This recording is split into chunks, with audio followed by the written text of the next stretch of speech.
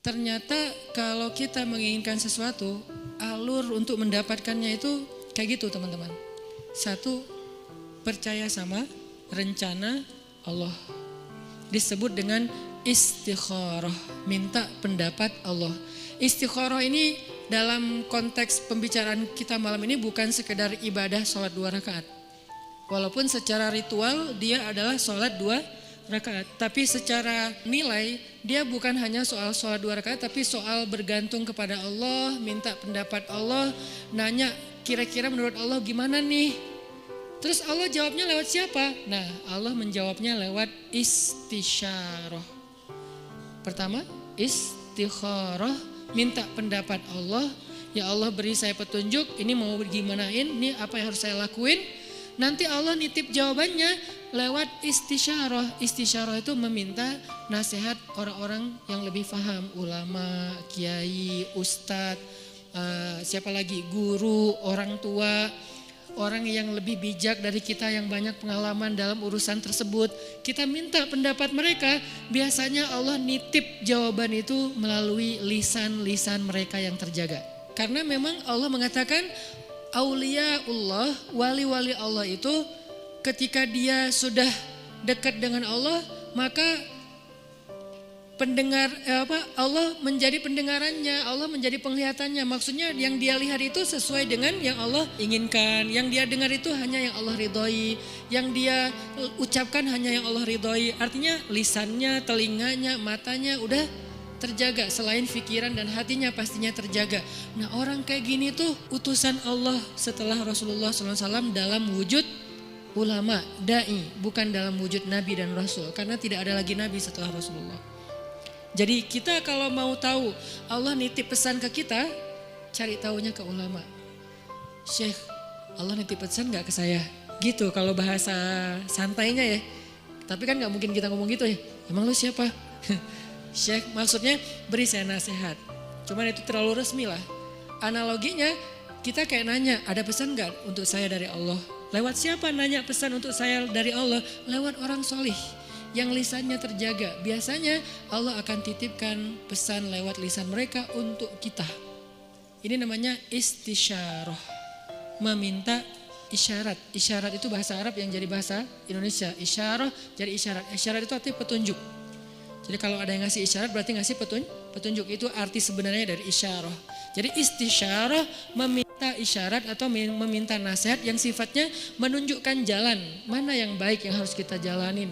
Karena Allah gak bicara langsung kepada kita dalam bahasa wahyu kecuali apa yang sudah diwahyukan di Al-Quran. Karena yang bicara langsung dengan wahyu itu kan hanya para nabi. Kita kan gak bisa langsung wahyu turun dari langit, saya baru dapat wahyu, gak bisa kan. Kadang-kadang kita kayak kegeeran gitu, saya baru dapat ilham, padahal bukan ilham gitu kan. Ilham dari siapa dulu nih? Bisa jadi ilham dari wasawisus syaitan. Siapa tahu ilham kita tentang komen, tentang caption, tentang postingan, tentang repost, broadcast, itu bukan dari Allah, dari setan karena tidak terjaganya kita. Kalau para ulama, insya Allah mereka terjaga, Allah yang jaga mereka. Sehingga insya Allah ilham mereka itu gak dari mana-mana. Apalagi mimpi ulama itu adalah benar. Mimpi Nabi wahyu, mimpi ulama benar. Itu satu tingkat di bawah para Nabi. Bahkan disebutkan mimpi ulama adalah satu bagian dari 70 bagian kenabian. Nabi itu kan punya banyak bagian kenabian, nubuwah namanya. Nah, satu bagian dari 70 bagian itu adalah mimpi yang benar dari seorang ulama atau orang soleh. Sehingga saya merasa bahwa minta nasihat dan minta doa dari Habib Ali Zainal Abidin itu bagian dari isyarah. Setelah itu ini nggak harus berurutan ya, istikharah, isyarah itu nggak harus berurutan, bisa yang mana yang memungkinkan duluan. Akhirnya kemudian saya istikharah, minta Allah, ya Allah saya pengen ketemu Nabi. Pas umroh ternyata bisa ziarah Nabi di depan makam Nabi, selain sholawatan saya ngomong gitu semampu saya, walaupun sebetulnya malu gitu mau ketemu Nabi. Kenapa? Amalan kurang, sholawat kurang, ujuk-ujuk datang minta banyak request gitu kan, kayak ngerasa nggak pede. Tapi mau ke siapa lagi? Meminta nasihat dalam bahasa kayak apa ya, kayak orang lagi berkunjung gitu. Walaupun pastinya doanya kepada Allah. Jadi saya bukan berdoa kepada Nabi ya, berdoa kepada Allah, cuman lagi ziarah tuh kayak ngomong gitu. Sebagaimana Nabi bicara dengan Khadijah ketika ziarah makam Khadijah. Ya Rasul, saya gimana ya? Mau gimana ini ya dakwahnya? Udah beres itu masuk ke Raudhah, ya Allah beri saya petunjuk. Doa yang saya nggak pernah tinggalkan, Rabbana atina min ladunka rahmah wa hayyi' lana min amrina rasyada. Kalimat terakhir itu tuh. Wa hayyi' lana min amrina rasyada. Ya Allah siapkanlah untuk saya petunjuk dalam urusan saya. Mau gimana nih kalau bahasa sederhananya? Ternyata Allah beri petunjuk lewat doa tadi para orang soleh, kemudian mimpi, kemudian dapat sebuah kejutan dari Allah yang mungkin sebagian orang ngelihat kejutan ini sebagai sesuatu yang sedih, musibah, ujian. Tapi saya ngelihatnya ini bukan ujian, ini justru jawaban dari doa saya bahwa Allah ingin memberikan celah. Oh gini masuknya, sehingga akhirnya saya merasa bahwa saya mendapatkan apa yang saya minta. Ini sebagai testimoni orang yang pernah mencoba jalur itu ternyata berhasil, maka coba deh dalam urusan kita. Gimana? Istikharah, istisyarah, istifta. Apa itu istifta? Istifta dari kata fatwa. Bahasa Arab kalau ada ista, alif sinta, itu artinya meminta. Apaan minta apa gitu. Ini kode gitu. Jadi kalau dalam grammar bahasa Arab ada alif sin ta, itu artinya meminta. Jadi kalau istisyarah meminta isyarah, istikharah meminta khiyarah, istifta meminta fatwa. Jadi minta fatwa. Minta fatwa itu mana? Halal haram, benar salah, hak batil, mana yang harus saya pilih. Nah itu namanya istifta. Sehingga datangnya harus kepada ulama. Kalau istisyarah boleh ulama, boleh orang bijak, boleh orang tua, boleh orang soleh yang ahli ibadah gitu kan. Bisa jadi ahli ibadah itu teman kita sendiri atau siapapun yang kita kenal. Tapi kalau istifta harus ulama. Kalau di Indonesia ulama yang tergabung dalam sebuah organisasi yang resmi, majelis ulama. Itu yang masalah istifta. Dan yang keempat, ini yang paling penting, istiqomah. Apa arti istiqomah? Banyak orang mengartikan istiqomah itu terus menerus, bukan. Itu namanya dawam. Kalau kita sholat tahajud setiap malam selama setahun namanya dawam dengan tahajud.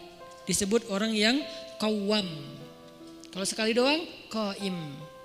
Kalau kita puasa setiap Senin Kamis selama bertahun-tahun namanya dawam, berpuasa. Disebut dengan sawam. Kalau sekali doang, soim. Kalau cewek, soimah. Nih, berarti soimah ini puasa cowok, puasa cewek. Soimah. Kalau udah sering, sawamah. Kalau qiyam, qaimah. Kalau udah sering, qawwamah. Itu dalam bahasa Arabnya. Nah, itu namanya dawam, terus-terusan, daimun gitu kan. Mereka selalu dawam. Tapi kalau istiqomah artinya bukan konsisten. Dawam itu kan konsisten. Kalau istiqomah itu komitmen. Apa bedanya? Kalau komitmen itu tetap on the track apapun yang terjadi. Itu namanya istiqomah. Gak mau keluar dari garisnya. Gak mau keluar dari fisabilillah. Gak mau keluar dari syariat. Dengan batasan syariat yang luas pastinya. Jangan sampai kita menuduh orang udah keluar dari batasan syariat padahal batasan kita sempit. Bisa jadi dia gak keluar. Cuman batasan kita yang sempit. Harusnya syariat itu luas. Keluasan syariat tergantung wawasan Islam kita. Ada yang mengatakan, itu gak boleh, padahal boleh. Kenapa dia bilang gak boleh? Karena mungkin dia baru tahu satu dalil. Itu haram, padahal makruh. Itu makruh, padahal mubah gitu kan.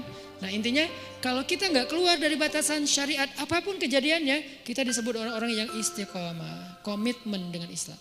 Kalau komitmen, Allah pasti bantu. Innalladzina qalu rabbunallah tsumma istaqamu. Allah bantu apa? Tatanazzalu alaihil malaikah, malaikat turun. Kemudian Allah menolongnya, Allah menjauhkannya dari musuh. Nah ini 4 cara untuk sampai kepada kebaikan yang kita harapin. 1, minta pendapat Allah. 2, minta pendapat orang bijak. 3, minta pendapat ulama. 4, kalau udah tahu dari 3 itu ilham, kemudian isyarah, kemudian fatwa, maka fastaqim. Fastaqim. Tetaplah di situ, jangan melenceng walaupun sekedar mata ataupun perasaan. Apalagi sampai kaki kita melenceng. Walaupun sekedar mata aja Atau perasaan Rabbana la tuzigh qulubana. Ya Allah, jangan biarkan hati kami tergelincir. Ya muqallibal qulub tsabbit qulubana. Allahumma habib ilainal iman. Jadi kita minta kalau kayak gini, insya Allah teman-teman gak usah khawatir. Bilang ke mereka, kata Allah, Allah takhafu, janganlah kalian takut karena Allah bersama dengan kalian.